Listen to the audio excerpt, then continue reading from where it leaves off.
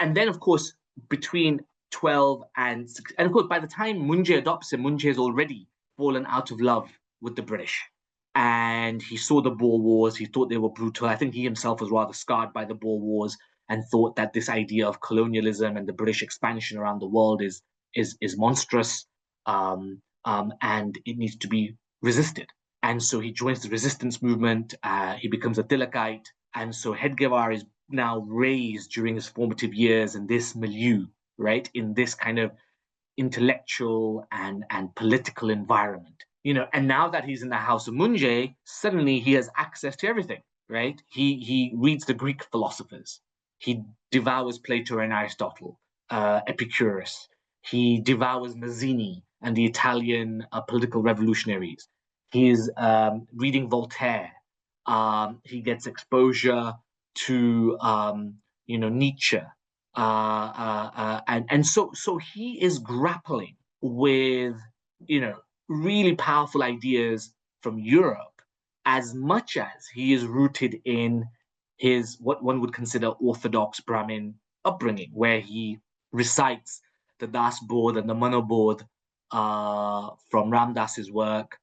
He has devoured the eulogized version of Shivaji, the King Shivaji, and so he's familiar with all of that. And so here you have a syncretic young man, and so by the time he's 18, 19, he's very much a fusion of Indian, Hindu, European political philosophy. He's a fusion of both. Couple that with the fact that underpinning it is that he's had this tragedy in his life. He's seen the devastation and the destitution of his own people. So he's clearly, and none of this, by the way, is expressed very well by the Academy nor the RSS, right? The Academy don't want us to talk about this much for their own ideological reasons, and the RSS definitely don't want you to talk about all this stuff because, again, it kind of undermines some of their ideas. So you see, the real Hedgewarian mind is lost somewhere in there, and so this book tries to bring that to life. So that's kind of the first part of bucket one. The second part of bucket two is that he goes to university. He goes to a medical college in Calcutta. And again, we don't appreciate this, but very few Indians of that time would have actually seen a British white person, because 300 million people were ruled by different, depends when you measure, but between 50 and 150,000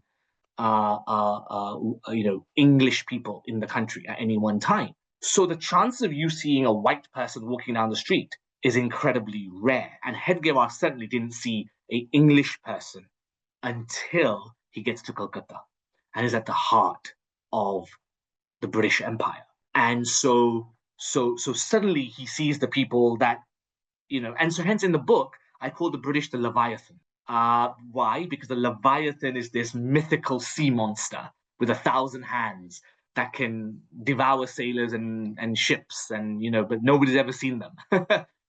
You just hear the stories. So British were like that. You only ever heard the stories of the British. You never saw the British. They ruled through proxy, through the bureaucracy, through kings, through corporations. And so this was the power and the magic and the genius of British colonialism. So anyway, so he then goes to Calcutta and he sees the magnificence of Calcutta, and he sees the grandeur of that city. And sadly, the Calcutta of Hedgewar's time is not the Calcutta today, it seems. But certainly you can see the reminiscences still there. But he saw, and the British were building Calcutta with the very clear intent that we're going to be here for 1,000 years. The British were not they were not building that city thinking we're going to leave in 50 years or 100 years. They were building the city to stay there forever. And Hedgewar then gets exposure to Calcutta. He does his medical degree. He meets some fantastic tutors and mentors on this journey. And he has, again, two very different exposures. On the one hand, which is what the RSS will emphasize, is that he joins the secret revolutionary groups. These are the hardcore, well-organized Bengali groups which were doing assassinations, bomb plots.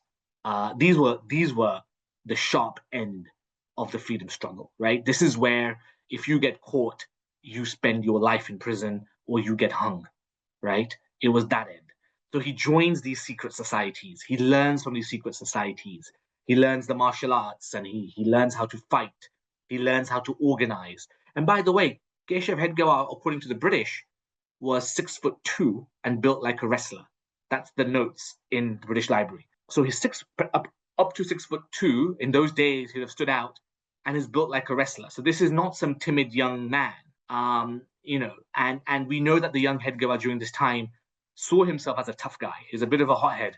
And so he goes around looking for fights with British officers. Can you believe it? So if he sees a British officer, he'll on purpose go and start a ruckus or a fight. And he's just this kind of, belligerent young man at this time. Although very, very intelligent, of course, and although very, very articulate and very well spoken, and so he joins these secret societies. He is literally using funds to bribe Indian British officers with firearms, and then smuggling those firearms through a network of revolutionaries back into Maharashtra. So he's involved in that in the nighttime. In the daytime, he's just a student, right? And then the other influence he has while he's at university is he meets two or three really influential people. I'll just mention one. He meets a Maulana, and he's heavily influenced by this Maulana. And I believe here he gets access and exposure to the Islam of his day. And bearing in mind that he would have been at university just pre-World War I. World War I would have been about to start, right? So he would have seen that Islam. And by the time he comes out of university, World War I has just started.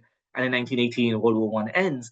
And World War I obviously does a lot of things to Islam worldwide, which I will explore in a minute. But so this Maulana gives him a huge understanding of the tapestry of Islam. What are the core beliefs, the core tenets? What does Indian Islam look like? How does it differ from Arabic Islam or Persian Islam? And so on and so forth. And so Hedgewar spends a lot of time with this person, absorbing these ideas. So again, you see, he becomes quite nuanced in all of this, I think. And again, none of this is very seldom spoken about. So that's kind of, his early stage of his life, and the ideas and how he forms ideas. And what I would say he formed by the time he left university was that the problem with India are the Indians. I think after his university education and in between those kind of years after university education up to 1921, I think he begins to gradually move out of this idea that the British are the problem. And he begins to see the real problem. And he begins to see that the problem is the Indian society. It's poverty. It was decrepit. Caste was a big, big bane. The condition of women.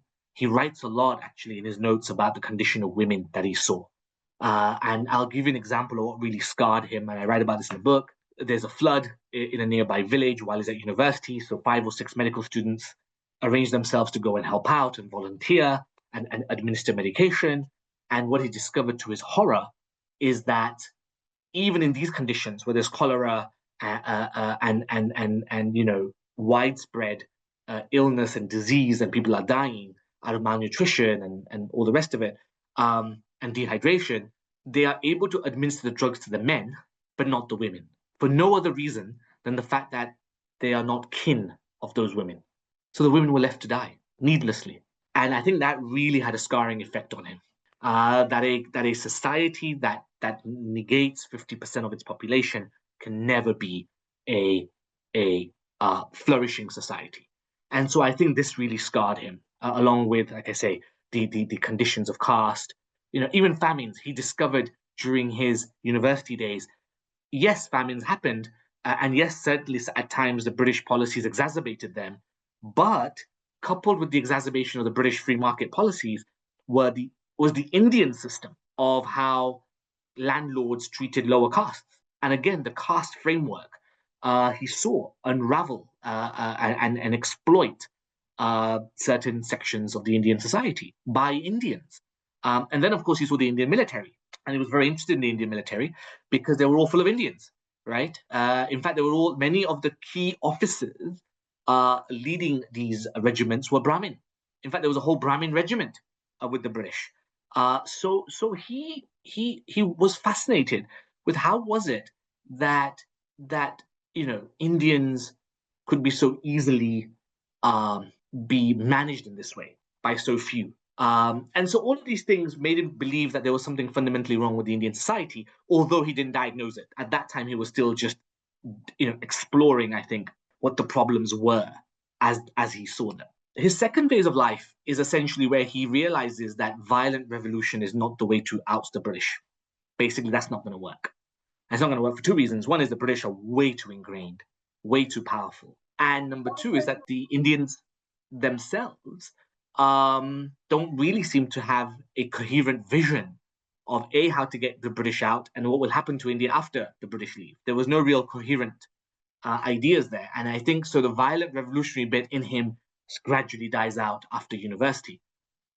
Ironically, I should also mention he went to university with Vinayak Savarkar's younger brother, Narayan Savarkar. So they're both in the same medical school. Just a little caveat there because it comes in later on. His middle phase of his life is where he becomes a congressman. Obviously, Munjay is part of the Congress, a very senior member of the Congress, along with Tilak. And so naturally, Hedgewar realized, well, if violent revolution is not the way, politics must be the way. And so he joins the National Congress, he becomes a congressman, he becomes a very apt, capable young man in organizing rallies, organizing events, organizing conferences, and he gets known as an organizer. He gets recognized as somebody who is very good with people, who can bring people together, he can raise money, and he can get things done. And so he gets spotted, he gets highlighted, and he's having a pretty good political career. The thing, though, to note about Hedgewar is that when he does leave university and come out of university, he chooses two things. One, he chooses not to be a doctor, so he doesn't practice medicine, even in his adopted father's surgeries. Right? He could have easily become a doctor. There was a real shortage of medical professionals in India anyway, so he could have made a lot of money. It was all there for him. He could even have inherited his adopted father's surgeries, but he chose not to. He decided to give himself fully to the political movement of the Congress. And so that's what he does, with the blessings of Munjay, of course, and Dilak and the likes. He also meets Ghosh, Aurobindo Ghosh, as well, while he's in Calcutta. Ghosh is already arrested, but he interacts with Ghosh through letters.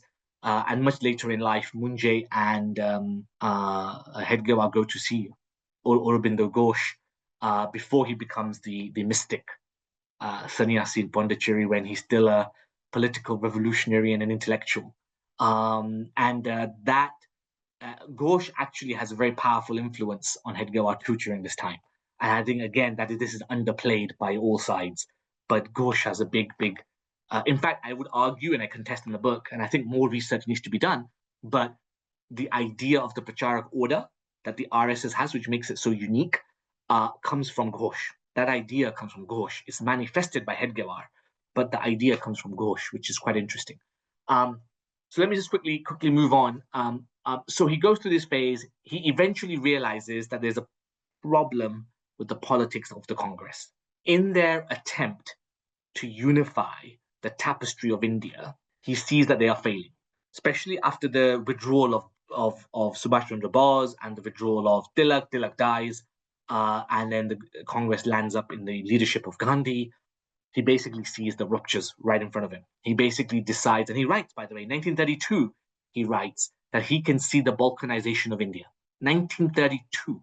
So Hedgewar was clearly a seer. He could clearly see what was going on globally, what the global winds were. And India was just wrapped up in those global winds. India was not some isolated island by itself. And so he could see that the balkanization of India was coming if we go down this track. And the track that the Congress chose was at all costs, we must keep all these diverse groups together under one banner of Indianness. The problem was that was impossible, especially after the the growth and the advent of the Muslim League. In 1918, when the Ottoman Empire collapses, the Caliph is dissolved. There's a crisis of faith within Islam around the world, and Islam essentially drops into three buckets. One bucket is Islam is the problem, get rid of it, let's secularize the Arab world and the Persian world and the Turkic world.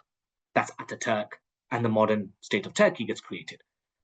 Second basket are the journalists, the writers, the authors, the philosophers. These are people saying that no, Islam has contributed tremendously to the world. It just needs reform. It just needs to be modernized. It just needs to be more women friendly, and so on and so forth. So these are the reformers. And then the third bucket, and for whatever reason, I don't know the reason why, but in the third bucket, which is the conservative, orthodox, Berveli, Deobandi, Wahhabi, Salafi Islam, the Islam that says the reason why Islam has been humiliated after the collapse of the Ottomans is that because we are not Muslim enough. So we need to be more pious and we need to please God, and therefore we need to be proper Muslims. And so what you get is the growth of a orthodoxy, a conservativeness within the Islamic movement. And sadly, and I will say sadly, they seem to have rooted in India, in the subcontinent. I don't mean just India as in modern India. I mean the subcontinent. So Pakistan, Bangladesh, Sri Lanka, so on and so forth. And that conservative form of Islam, I think India is still grappling with. I think Indian society is still grappling with. I think Pakistan society is still grappling with, and so is the Bangladeshi society. I think these ruptures have not been healed. I think they may have had some wound sort of covered now, but there's still a rawness to it all, and it keeps coming back to the surface over and over again. But these ruptures happen in this period. Hedgewar sees all this, and he realizes that the direction of the Congress under Gandhi is going to lead to the balkanization of India, which he didn't want. So he slowly, and it's a slow process. He doesn't wake up one night and say, that's it. It's a slow, gradual process where he realizes that the problems with the Indian society is much deeper than he even thought. Politics is not the solution, because and here I'll get very specific, he begins to write a critique between 1915 and 1923, 1924, so almost 8-9 years. He begins to develop a critique of Hindu society, very specifically. He actually stopped saying anything about the British. He actually stopped saying much about the Muslims. In fact, he had very little to say about Islam. Even though he understood it quite well, he doesn't seem to say. His critique lands at the Hindu society because they're the majority. He himself is a Hindu, and he feels that that is where his focus ought to fall. And so he becomes a critique, and he basically says his thesis that he develops in his middle years as he falls out of love with Congress and the politics is that India, and in modern speak, I'm going to use Robert Putnam's phrase called social capital, right? Hedgewar used the word Rashtrabhav. He used this word, Rashtrabhav. But I think when you see how Hedgewar describes it and you see Robert Putnam's social capital, it's one and the same. And so essentially what Hedgewar says is that the problem with Hindu society is that social capital has evaporated from the Hindu mind. Consequently, the Hindu is fragmented by caste, class, and creed. There is no unifying myth. There is no unifying stories. There is no unifying land. There is nothing that binds the tapestry of the Hindu world as one. And that is a problem for nation building, especially for a modern nation state, because you need something that binds you. And there was no constitution, because there's no thought of constitution at that time either, remember. So there's nothing. What do you bind all these people through? And what he realized was that over hundreds of years, independent of the British, Hindu society essentially had balkanized itself already into castes and classes and creeds, and basically there was no trust between these various groups of wells of people.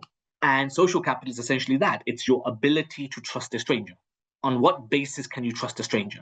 How do you build social capital, i.e. trust with your neighbors, with your fellow citizens? Because without that fundamental social capital, people can't come together to form communities. If you can't form communities, you cannot organize yourself to cooperate and solve problems. that only a community can solve. And so if you can't solve those problems, you end up in decay. You end up in a fragmented society, and that's exactly what India had become. And then, of course, colonialism happens and so on and so forth, which is all the symptoms of a rotten society already. So that's how he saw it. He saw the Hindu society as essentially rotten from the core, and then everything else happens consequently to that. So he felt that something had to be done to fix the core, if indeed India could be fixed. He didn't know what the solution was at this time, of course. He had not thought of the RSS. But this is where the critique gets built over 8-9 years. And it's quite a fascinating journey. And then the third bucket, of course, is where he kind of almost, I mean, he never formally leaves the Congress, but he psychologically has left it. And he forms the RSS, which is nothing but a social experiment for Hedgewar. This is the bit that I often upset people within the RSS, is that it was an experiment. He did not sit under a tree and have a eureka moment and say, "Vaha, I've got it. I've got the solution. This is what we'll do." It's a gradual process. He sees what's happening around him. He tries to do an experiment. He's tinkering for the first 18 months. In fact, for the first 18 months, he doesn't even name the organization. The Rashtriya Swayamsevak Sangh as a name comes around 18 months after the movement starts on Vijayadashmi in 1925, so 100 years ago. And what is this social experiment? Let me tell you very quickly. If you accept the premise that the Hindu society is the core problem, and it's rotten to the core because of caste, class, and creed, he creates a space, a safe space, where for an hour a day, every day, young men and boys can come together in a space that is void of caste, class, and creed. That's it. That's what he does. That's his experiment. And he says, let me bring these people together, and we're going to play together, we're going to eat together, we're going to fight together, we're going to solve our problems together, and that's what we're going to do. And a very localized, sort of neighborhood kind of concept. And it worked. It suddenly, it's one of those things where when an idea just comes at the right time, the right circumstance, nothing which he controlled, but it just came at the right time, it just exponentially seems to touch people's nerves in the sense of it suddenly people felt a deep sense of belonging. You read some of the notes of those early RSS guys, young boys and young men who joined the RSS. They were, nobody asked people's names in the RSS. You didn't say what caste you're from or which village are you from. It didn't matter. It didn't even matter what you believed, by the way. And again, I upset people when I say this. The early RSS is incredibly void of any mention of belief. There is no deity. There is no god or goddess or belief system or a dogma or a theological bent. Nothing. It is simple. This idea of Deshbhakti. Now, Deshbhakti is a really interesting form. And this is the nub of it, which again, I think very few people have really delved into. A very lazy translation, I'm going to be very frank about it, a very lazy translation of Deshbhakti is patriotism. Hedgewar, I'm 90% sure, Hedgewar did not mean Deshbhakti to mean patriotism. Why? Because I know that Hedgewar read Voltaire, and Voltaire has warned him of what patriotism leads you to. Patriotism leads you to balkanization. Because ultimately my patriotism is going to clash against somebody else's patriotism, and it leads to conflict and balkanization. And in a society that is already highly fragmented, patriotism was going to lead to just further divisions. So he was not a patriot in the Western or the modern sense of the word patriot, where you abide by a flag, you kind of create yourself a geographical map and say, this is my land, blah, blah, blah. And then that patriotism is rooted in some constitutional patriotism, or some ethnic patriotism, or some religious patriotism. He doesn't buy into that for the very reasons of his critique. So Deshbhakti is something else. So what was it? Well, Deshbhakti, I found it incredibly difficult to render into English, but you can, of course you can. And so I say that what he does is what he realizes, remember, is that fundamentally Indians lack social capital, the ability to trust one another. But on what basis do you bind people together? If you're not going to use belief, if you're not going to use caste, and you're not going to use class as a way of binding human beings together, what will you use? What's your gluing agent? So he uses Deshbhakti, and Deshbhakti is what? It's essentially this. It's a psychological transformation of a state of being. I, as an individual, connect myself to the very soil from which I come. And once I have a sense of union with that soil, I come to love anything that comes from the soil. So I love the rivers, I love the trees, I love the vegetation and the fauna, the animals. But I also love the culture. I also love the languages. I also love the people, and so on and so forth. These are people of the soil, right? These are people, these are cultures of the soil. And these ideas get formed. And so Desh Bhakti, for the Hedgewarian mind, becomes the red line. This is the red line that binds this group together, or groups together. And he felt that Desh Bhakti could transcend caste, class, and creed. Creed meaning religion, remember. So the early RSS was a space for Christians, for Muslims, for Buddhists, for whoever. Didn't matter. And in fact, we have registers of the early RSS training camps where we know Muslims attended. We know Christians attended. We know. In fact, the early founders of the Communist Party of India were RSS trained Swayamsevaks, right? And it's hard to believe today, isn't it? But the RSS was a broad, lack of a better word and a pun, a church of ideas, right? You had communists at one end, you had Orthodox Brahmins at the other end, right? So you had the entire spectrum within the RSS.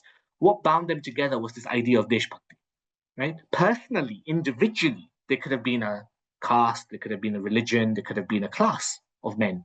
But when you were in the RSS, when you were part of the Sangh, the community, then you were just a Deshbhakt. You were one with the soil. You promoted the things that come from this soil because it was sacred. And so this is what he uses to bind. And this is the Hedgewarian genius. This is the Hedgewarian genius. Whereas Gandhi, Nehru, Ambedkar, Savarkar, all these people, they were what I call political nationalists, i.e., they wanted to capture the state, the British leave, they wanted to capture the state, then use the state to engineer the society. So they wanted to capture the Rajya and then control the Rashtra. For Hedgewar, it's the other way around. He says the state is imaginary, the people are real. So until the Rashtra is formed and enough social capital is built between them, only then can they discipline the state and command the Rajya, bottom to top. And so for him, he becomes a cultural nationalist. He transforms from a political nationalist to a cultural nationalist. And this is the fundamental difference between the Hedgewarian mind and all of his contemporaries, right? He even goes beyond Munjay. Munjay just, Munjay at one point feels that he's lost his adopted son that he loves very much. He's got his own mind. And let me tell you something else. And again, it may seem very controversial to the Indian mind, but it's clear as day to me when you read the artifacts. Him and Veer Savarkar did not get along. He respected Veer Savarkar, absolutely. He read Veer Savarkar, absolutely. But as personalities, as far as friendship goes, they constantly rubbed each other the wrong way, constantly. He was very close to his younger brother, Narayan Savarkar, because they studied at university together, and he was very close to his older brother, Ganesh Savarkar. But he was not particularly au fait with Vinayak Savarkar. And yet, they respected each other. In fact, in 1938 or 1939, I can't remember, 38 or 39, Vinayak Savarkar goes public and starts criticizing Hedgewar and the RSS, saying, what kind of patriots are these people? Are they really patriots? And he starts to question Hedgewar's RSS in public. And then the year after, Hedgewar invites him to give the keynote address at the RSS camp. So even though these people deeply disagreed with each other, there was a mutual respect amongst them. So this play that people have, like for example, what is it? Hedgewar is the student of Savarkar and all of this sort of stuff, is just embellishment of, and it's wrong as far as I can see, as far as the facts tell me, as far as the data points I gather tell me, that is not the case. I think Hedgewar forms his own mind, his own view, his own philosophy, and I think he can see problems with his society that the others did not see. And he tried to come out with a solution that the others did not have. And now, whether the solution has worked or not, that's for all of you to decide. The book doesn't deal with that. Whether you think Hedgewar and Hedgewarian mind is a benevolent or a malevolent mind, or that's all up to you. I don't comment on those things. I try and present the formation of what I consider to be one of the most influential minds in modern Indian history to you, and I present it as I see it, and then it's for everybody else to really digest it and discuss it and debate it. So I will end my talk here. Thank you so much. It is absolutely fascinating, Sachin. It is a perspective that is, like you rightly said, very little is known about Hedgewar. Very little is known about the origin of RSS and the way that you have the ideology. What we see today is perhaps evolved to a different level, but certainly the grounds that you've laid of bringing people together at grassroots levels is something that is perhaps unique in the way it happened, and you've sort of so lucidly explained all the influences on him in such a brief time, and shown what came out of it. Thank you so much for that. Thank you. So really, it was what was really sort of striking is how well you put together the influences on him. His own personal background, and then being exposed to this entire world of Western philosophies. I'm sure that for a bright mind like him, it would have really sparked a lot of sort of fusion of thoughts and ideas. And like Malhar says, the way you've described Deshbhakti is really a very, again, a very unique sort of a way. I'm still trying to understand the difference between perhaps allegiance to a flag vis-a-vis love for the soil. I think in my mind, that's how I'm sort of segregating Deshbhakti from patriotism. Would you like me to elaborate on that? Of course, please. So, yeah, I mean, I spent a bit of time on the book on this because I think it is important. I think this really is the nub of it. Let me go back to Voltaire, right? Patriotism, this idea of patriotism comes out of Europe, right? And the early creation of the modern nation state. And the idea is that you need a certain level of patriotism from the citizen Mhm. to the king, to the monarch, Mhm. to the flag, to the constitution, whatever it might be. But you need to have something. Again, notice it's allegiance, right word, allegiance to a Rajya. Whether the Rajya is a king or a queen or a constitution or a parliament doesn't matter, right? So India is a constitutional democracy. To be a patriot in modern India is to say that I have allegiance to the constitution. Okay, fine, that's okay, but that's patriotism. What patriotism inevitably gets you to, and Voltaire says this very, very well, is that any nation state that uses patriotism as its underbelly is eventually going to clash with its neighbors. Mm.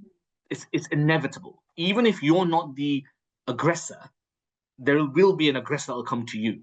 Because ultimately, we live in a world of limited resources, and growing nations want more resources to consume. And if you're sitting on a bunch of resources, they're going to come, right? Whether it's people or minerals, right? I mean, we're still primates at the end of the day, right? We're sophisticated primates, but we are primates. And so I think Voltaire is very clear what patriotism is. So patriotism in this sense is that. Now that leads at some point or another to inevitable conflict. But at least it binds people together to the Rajya, right? Right. Whereas what Deshbhakti does something really interesting. Deshbhakti doesn't really say that you should be loyal to a king.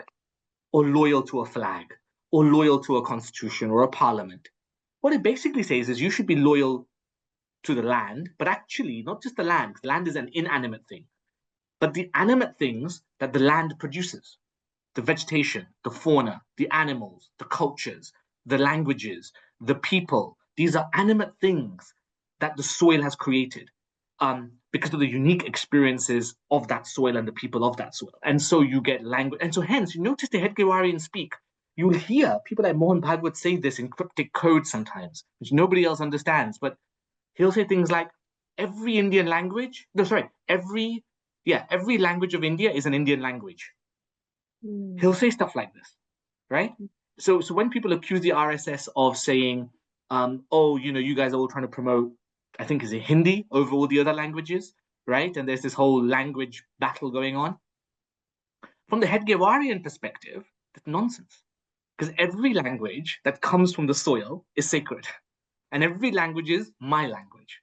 So even though I may be born in Himachal Pradesh, Tamil is also my language, right? And vice versa. If I'm born in Chennai, well, that's fine. Himali and whatever they speak in Himachal Pradesh is also my language. And each language has its own space in this milieu, and I should bother to learn it. I should be engaged with it because I connect with the very soil of this space. So these are Hedgewarian seeds, by the way, those kind of things. So Desh Bhakti, inevitably, what it does is that it builds the glue to bind people but then it affords you to have different beliefs. You can come from different classes, and you can have even different castes, right? Even though Hedgewar was abhorrent to caste, but nevertheless, you can have these groupisms, but you can still bind these people together. And you're not being bound to a particular abstraction, right? So you're not bound to the Rajya, it's the other way around. You're bound to the Rashtra, then you as a collective can discipline the Rajya. By discipline, I mean put in charge. You can do a coup d'etat, right? So one of the reasons why the early Indian state, the socialist Nehruvian Indian state, has a problem with the RSS is because of this. The RSS is not loyal to the constitution. It's not loyal to a government or a flag. It's loyal to the Rashtra. And it is only loyal to the Rashtra. And therefore, the Rashtra, once powerful enough, has the ability to topple any Rajya. So there's a tension between the Rashtra and the Rajya in those early days. And these are the things that often people miss in the nuances of the Hedgewarian mind. And it's a powerful way to check, hold the powerful to account, right? But it requires a lot of social capital. And so we can talk about social capital, but that's broadly Deshbhakti and patriotism. Thank you. So Yogi Raj has a question about the uniform. How did this entire outfit of theirs come through, the khaki shorts and the white shirt? So you have something to share about that? Yeah, it's not very clever, I'm afraid. Hedgewar was an incredibly pragmatic man. He had very little money, and the early RSS had very little money. And the early RSS was tough guys, right? The early RSS were not what the RSS is. I think the RSS today, maybe I'm wrong, I don't know. I'm sitting 5,000 miles away. But to me, the modern RSS seems a little bit charity and sort of politically orientated, whereas the early RSS were tough guys. Like they were a force upon themselves in those early days. And so they wanted to look like tough guys. And in those days, who looked tough? The police, the military. And the early RSS was formed in the same lines of the British military. So essentially, they took the uniform that the Congress youth militias were getting rid of, basically. They were getting rid of them, and they just picked it up. That's it. That's as clever as it is. There's nothing more to it than that. Some people have then kind of intellectualized it and said, oh, yes, the black cap meant Brahmins and this and that. It really didn't. You can see the notes. One group was getting rid of their uniform. The other one thought, we haven't got any money. Let's take it. And they took it. And that's it. Yeah. Brilliant. So Sabira wants to know, What about the philosophies of Nazism and the communism, that today seems to be reflected in the RSS? How did that happen? Yes, yes, what a great question. This really is a minefield. So let me try and unpick it, and let's see if I do a good job of it or not. The first thing is, remember that we are talking about the formation of ideas um, um, between um, 1915 to 1924. Let's just put that in some historical context. So, where was Hitler at that time? Hitler would have been in prison, he would have been an activist. Yes, he wouldn't have had any power. Nazi Party, I don't think was even created at that time. Maybe the early forms of Nazi Party would have been there.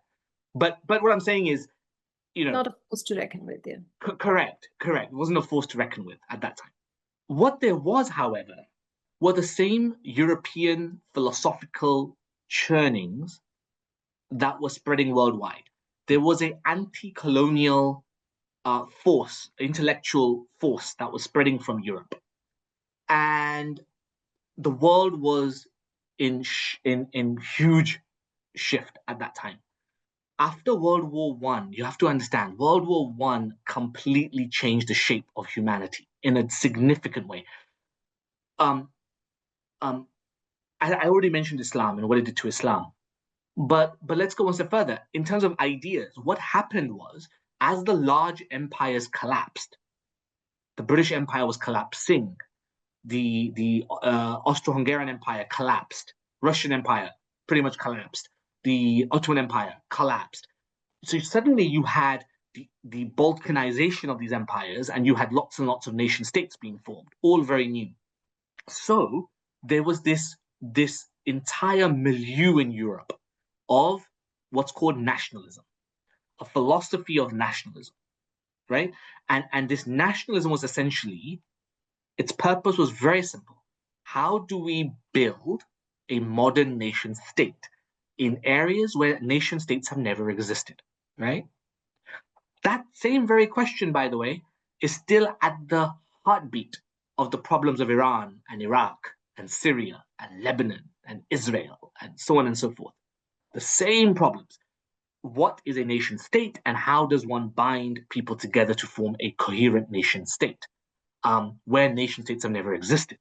So essentially, you are transporting a European concept in a particularly European format into the rest of the world.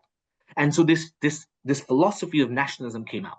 There was Mazzini, there was de Tocqueville, there was all, I mean, the philosophers, there was Walter Lippmann, there were lots of philosophers at that time writing about this stuff. And Hedgewar is sponging all of this in. Remember, he's exposed to Voltaire as much as Nietzsche. He's exposed to the Greek philosophers as much as to Ramdas, and so on and so forth. So he's absorbing all this. Um, I'll tell you a couple of things which may surprise you. As far as Hedgewar is concerned, I'll just say Hedgewar. He loathed any form of fascism. Do you know how I know this? I know this because he didn't trust Subhash Chandra Bose. And Subhash Chandra Bose was a fascist. In the most traditional sense of the word fascism, is Subhash Chandra Bose. The irony never escapes me when I go to Delhi and now I see right opposite, is it the parliament? I see Subhash Chandra Bose, who himself in 1943 says, essentially, let's get rid of democracy. You need a strongman dictator, basically. I'll be your strongman dictator. I'll build a nation, one party system, socialist. Off we go. Hedgewar wouldn't buy into that at all. So we know certainly that Hedgewar was not a fascist, and he would not have bought into socialism or fascism. Hedgewar was abhorrent to both ideas, just so you know, by the way, because he'd also consumed Marx, and we know that he didn't agree with Marx is class warfare, for the very reason that he hated class, right? He didn't want class to be the identifying factor within the Indian society. So Marxism was a no go from day dot. And so he had a big skepticism of socialism, even though he said certain social ideas are very good, alleviating the poor, women empowerment, etc., etc. He absolutely bought into some of those ideas, but as a political concept, he was very much not fascist and not socialist. Right? We know this much. Um, um, so how does this Nazi stuff creep into the story? Well, it seems to happen after Hedgewar died in 1940. So Hedgewar dies in 1940. A young 35-year-old Gallwalker takes over. Um, he's a young man. 35 is very young to take on a movement like the RSS, even in those days. And what's interesting is that Munje and Ganesh Savarkar and Vinayak Savarkar are all heavily influenced by Mazzini. Mazzini is the intellectual seed of Mussolini and his Balila, right? So because Munje is really in awe of Mussolini's Balila and Mazzini, and Hedgewar being, the protege of Munje, which I find really funny, by the way. I just know nobody's read the original source material when they say things like this. Is that they naturally condemn Hedgewar by association, right? They forget the fact that Hedgewar rejected Munje's nationalism. He rejected Savarkar's Hindu Mahasabha, all of that, because Hedgewar fundamentally was a cultural nationalist, not a political nationalist.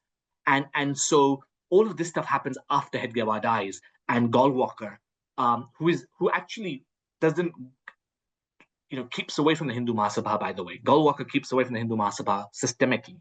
But um, Gallwalker makes, I don't know what you want to say, whether it's, I mean, I'm not a scholar of Gallwalker, so I can't say much, but all of this influence of everything comes from translating one of Ganesh Savarkar's texts. I cannot pronounce it in the Hindi, I'm afraid, forgive me. But essentially, in English, is called The Nationhood and I, or something like that. Again, it's a book on nationhood, right? How do you build the Rajya? Not the Rashtra. How do you build the Rajya? How do you build nationalism? And in this, he draws a lot of information from Mazzini, Mussolini. He eulogizes Hitler Youth and the uh, um, Italian fascism. So Ganesh Savarkar's book he writes in Hindi gets translated into English by Gallwalker, and Gallwalker again, I don't know the answer. I'm not going to comment on it, but Gallwalker publishes it under his own name. And so I find that actually, if Hedgewar was around, or if he lived a little bit longer, I think this whole Nazism, this whole fascism, this whole thing would, I think he would have curbed it very quickly, or would have never even come about, frankly. But there you go. Okay, I'm going to deviate a little bit from our normal mode and I'm going to allow Shrikant to ask a question which he would like to ask in person rather than by typing it out. So go ahead, Shrikant, make it brief. Um, Yeah, thank you very much. It was painful to type. So thanks a lot, Sachin. Fantastic, talk. I just wanted to ask you, it's probably a little out of what you're speaking, but you alluded to the differences between Savarkar and Hedgewar. Is it possible to argue or suggest? I mean, there's lots of stereotyping of the so-called right-wing thought. We make a lot of allowance for the Congress to be an umbrella of ideas. We make allowance for the left to have various shades of opinion. Why don't we use the same lens for right-wing thought development between, say, Munje, Hedgewar, Golwalkar, Shama Prasad Mukherjee, and then subsequently taken up by the BJP and the RSS? Is it possible to argue that over a period of time, right-wing thought in India, specific to India, has developed in a way that it's absorbed all these different shades of thought? So it's taken the love of land from maybe Hedgewar, undergirded a civilizational nationalism that's been propounded later, and then brought in the elements of state as it sort of came to power and it exercised power and is now in power. My point is, are we being a little harsh and uncharitable when we want to closet the right wing into a particular strand of thought and then argue that, look, there were differences. I think those differences would be natural, and it's a coming of various streams within that broader line of thinking. Would you go along with that thought, or would you have something to say in respect to that? Yeah. Yeah. No, I think you make a very, very interesting and nuanced point. So broadly, yes, I think so. But let me just nuance my broadly yes with something, which is that if Hedgewar was around, I'm only conjecturing. I'm not sure he'd buy into this whole right wing stuff. A lot of his fundamental values are incredibly progressive, right? He fundamentally see he writes over and over again to his lieutenants. Um, we are not in the business of the Rajya. We are in the business of the Rashtra. That is, we have to build communities. We have to strengthen the individual character. We have to build a sense of Deshbhakti within each individual. And so with that then comes a whole bunch of other stuff. And what he said is, if the RSS can be the engine of the Rashtra will take care of the Rajya. Now, somewhere on this journey, RSS trained men and women set up the Jansang. Jansang becomes the BJP. BJP becomes the government, becomes the most dominant government. And somewhere, people are confused, I think, both within the RSS and without the RSS, without the organization, of what is RSS and what is BJP. So BJP is a politically nationalist organization. Has to be. It's in the business of running the Rajya, right, and capturing the Rajya through democracy. The RSS is not in that business, or I don't think is in that business, or at least from the Hedgewarian perspective, it's not in that business. From the Hedgewarian perspective, the RSS only does one thing: it reforms the grassroots of society. It builds social capital, right? Both bridging and bonded social capital, as Robert Putnam would have put it. And that's what Hedgewar does. And he describes this in some length over and over again in these short notes that he writes. When you put them all together, it's quite lengthy. But, and he constantly is telling people, because his own people are constantly saying to him, why are we learning martial arts? Why are we learning how to eat together and be clean? And, why are we sort of just doing all the little mundane stuff that a neighborhood needs when we should be out there fighting the British? He constantly gets asked this question. Why aren't we helping the Hindu Mahasabha? Why aren't we helping the Congress? Why aren't we doing... And he basically turns around and says, until and unless the average Indian can turn up on time, can help each other, can keep each other safe, can lend money to each other and help each other out of poverty, can cooperate together, there is no nation. There is no Rashtra. What is the Rajya going to manage, right? So yes, I agree with you in the sense of today's modern sort of milieu, but from the Hedgewarian perspective, I just don't think he would have bought into this left and right stuff. You know that? I really don't, because the left and right stuff comes from a very particular European view of the world, which we need not go into. But I don't think the RSS or the Hedgewarian RSS would fit into any of that. Thank you. Thank you. I'll take your details from the organizers and follow up later. Thank you. In the context of what you were saying, Sachin, there's a question from Vetri which says, did he have a view about an appropriate model for governing India? And did he express any views in terms of, the suitability of a constitutional democracy as in a republic? Since you talk so much more about a Rashtra than a Rajyams. Yeah. None that I found. That's the short answer. None that I found. He was of the Churchillian mind, by the way, that democracy is the best of the worst, right? So I think in that sense, he felt that the only way really that India was going to get on is in some sort of democracy. But really, he became so disgruntled and so he was so discontent with his fellow political nationalists that he had very little to say in the end, and he just focused on people, and that's what he did. So yeah, I don't think he had a very... One thing that's really interesting though is he constantly said that the RSS should not have a political ideology. It should not have an economic ideology. So really interestingly enough, he does say something about the fact that the Sangh, the Rashtra, should hold to discipline the Rajya. So the Rajya has to have a political ideology, an economic ideology, and so on and so forth, because it's in the business of running a nation. But the Rashtriya Swayamsevak Sangh, hence the word Rashtriya, should not have an ideology. It should simply respond and be a counterweight to the Rajya, i.e., if the Rajya becomes too socialist, the Rashtra becomes capitalist. If the Rajya becomes too capitalist, the Rashtra becomes socialist, and so on and so. So it should be a counterweight, constantly trying to meet what he calls the Madhyam Marg, right, the middle way.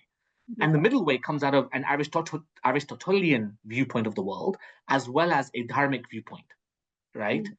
So this is what Hedgewar is traversing, and so he does make these. So does he have anything positive to say about how a Rajya should be run? No, but he's very clear about what the Rashtriya Swayamsevak Sangh should be doing, which is counterweight. And that segues into Captain Mohan Narayan's question. Does your book cover the contribution towards freedom movement, therefore, because we are so focused on Rashtra and not Rajya? So was there an RSS contribution to the freedom movement, and does the book cover that? Yes. So short answer, yes, it does. And it, again, I try and untangle some of the confusion. So Hedgewar all his life was part of the freedom struggle till he died. He was a congressman till he died. RSS individuals from the entire organization were involved in the freedom struggle. Hundreds, thousands went to jail, many died, and so on and so forth. RSS as a movement was not political. Not political. And Hedgewar over and over again makes his emphasis. If you are compelled as an individual to join Gandhi Satyagraha or join some other protest or whatever it is, political movement, by all means, please do so. You have a right as a citizen to go and do that as an individual. The RSS, or he uses the word Sangh, the Sangh will not, right? So he himself as an individual goes on to marches, goes to jail, etc., but not the RSS. And I think that psychological difference, that it gets often mixed up. So that's one thing. The one thing the RSS did do was it provided medical camps at these sorts of protests or things like that. The marches that happened. The RSS would provide medical camps. That's it. And I think that really answers the question well. And that comes to the point of what Rahul is saying, that being a Swayamsevak myself, I thank Khaki for this talk. But he says that you've presented Dr. Hedgewar and the RSS in a very different, unique retrospect. And this point really does go to show that. And he also says that there's a very good novel in Marathi called, oh my God, I don't know the name, Vadalatil Deepastham, based on... Vadalatil Deepastambha. Yeah, you want to say something, Rahul? We have exactly 2 minutes, so go ahead. Rahul, you can ask your question. I just also want to place Sabira's question on the table before that. A thought on the RSS ideology today. Has it deviated very much from that of its founder? Okay, I think we'll allow Sachin to answer that question first. Yeah. Sabira's asked a question and then Rahul will ask his. What do you think the RSS ideology today has deviated a lot from that of its founder? I don't know. Okay. I don't know because I don't study the modern RSS, right? What I will say though is I can see the Hedgewarian thought run right the way through, even today. That sometimes when the RSS leadership speaks in a particular way, or when you study the RSS Pracharak order, and this order, by the way, people don't spend much time talking about it, but the magic of the RSS, the potency of the RSS is in this Pracharak order. It is a fascinating movement. That is Hedgewarian. Even today, I think that's Hedgewarian. I think. But the movement as a whole, I possibly couldn't say. I don't know. Yeah, I think it helps when you help decode some of the things they're saying by putting it in the context of what he meant initially. Rahul, we have exactly a minute. Will you Yeah. say what? I would first resonate what Sachin said. Yes, the idea which Dr. Hedgewar has sowed, it still runs into the in RSS very much. I just wanted to point out one thing and ask Sachin's feedback on it, because first of all, Sachin, really I am in depth to you, because the you have very differently, uniquely put forward the idea of RSS on a very famous platform. So, Sachin, when you were saying that there were a lot of through the questions which answered and the answers you gave, there were a lot of insights which were put forward.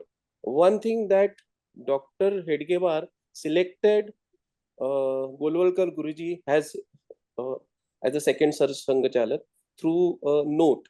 So, would you like to comment on it? Through a note, through a nod, you mean? Yeah, means through, because that has been the, because I think as the story runs, when he was in deathbed, Yes. there was a note still left by him, and after he passed away, the note was opened, and in fact, you may know also there were a lot of that was a surprise for many in the RSS that time, because as you mentioned, Golwalkar Guruji was only 35. So if you can put some light on it. Yes. Couple of things. One is actually Hedgewar had told Golwalkar himself before he died, when he was sick, and also he had told many of his inner group. There's 5 or 6 of them that he had already told before the note. So he did have the note, and that was opened after he died. But actually, the core group, the core 5, 6, 7, 8 people, I don't know, however many, they knew. Hedgewar was clear that it would be Golwalkar who would then lead. It did surprise a lot of people, and like any young organization that had exponentially grown, um, into thousands and thousands very quickly. Many people felt he was the wrong choice. Many people left. Uh, Many people went and left and founded the Communist Party of India, right? Uh, uh, um, you know, uh, you know, all sorts. Many pracharaks, early pracharaks, left only to join back much later on in life. So it caused, obviously it was going to cause a change, right? I mean, inevitably. But again, I'm not a scholar. I've not studied that next phase of the RSS Sangh's history when Golwalkar comes in and takes the helm. Um, but this is how sort of that transition happened, and there were definitely changes. For example, up until Hedgewar was around, everything happened in English. All the instructions, all the commands of the early RSS were in English. And then at the end of his life, literally 1 year before he died, they by Golwalkar, they get transformed into Hindi or Sanskrit, and ever since then, RSS commandments are now in Sanskrit, etc., etc. And then the Pratna gets developed further. The Pratna was already there, but it gets developed further. So these things happen during the time of Golwalkar. So changes do happen inevitably. Thank you. We're really running short of time, so I will have to close it here. I'd like to end with what Captain Mohan Narayan said so beautifully. He said your presentation was brilliant, needed no props. One may agree or disagree with the thinking or an ideology, but your representation has been fantastic. Your viewpoints have been so well laid.